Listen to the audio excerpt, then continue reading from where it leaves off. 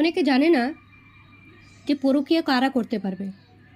আজ সবাই ট্রেন্ডিংয়ের মানে সংসার আছে, বাচ্চা আছে, বিশেষ করে তারাই ছেড়ে যাচ্ছে। আমাদের সরকারকে আমি এটাই বলবো যে পরকীয়া করে যারা ছেড়ে যাচ্ছে, যাদের কাছে বাচ্চা থাকছে, তাদের যেরকম ভরণ পোষণের দায়িত্বটা সরকারই নেই। যেরকম সরকার আইন দিয়েছে সেইরকম নেবে।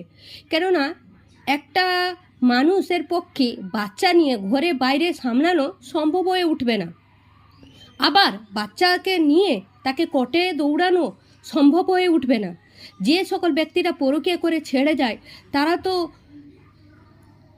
বাচ্চাদের কথা ভাবে না বা কিছু দেয়ও না। সেই সকল বাচ্চাদের যারা গার্ডিয়ান থাকে, সে মা থাকুক বাবা থাকুক, তাদেরকে অনেক কোর্ট কেস কাচারি করে টাকা আদায় করতে হয়, ভরণ পোষণের টাকা আদায় করতে হয়।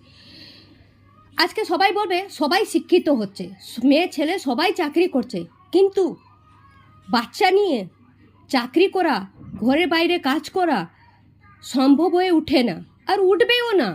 সে কারোর পক্ষে, একটা মেয়ের পক্ষেও হবে না, একটা ছেলের পক্ষে হবে না। তাই সরকারের একমাত্র উচিত এক তো পরকীয়াকে বন্ধ করা, পুরো আইন বিচ্যুত করা, আইন থেকে বাদ দেওয়া, যে পরকীয়া করলে উপযুক্ত শাস্তি নিতে হবে বা যাবজ্জীবন তাকে কারাদণ্ডে কাটাতে হবে যদি তার সন্তান থাকে।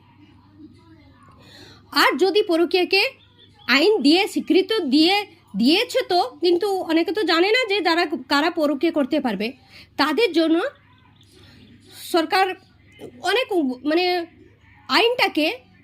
আইনটা আলাদা জনের হয়েছিল, আলাদা জনদের জন্য হয়েছিল, কিন্তু আইনটাকে সবাই আজকে যেসব বাচ্চাদের বা বাচ্চার মা বাবারা মেতে উঠেছে, পরকীয়া নেশাটা সমাজ এক তো ফ্যামিলিকে ধ্বংস করে দিচ্ছে, বাচ্চাদের অনাথ করে দিচ্ছে, সমাজ নষ্ট করছে, আর কিছু নষ্ট হতে বাকি নেই।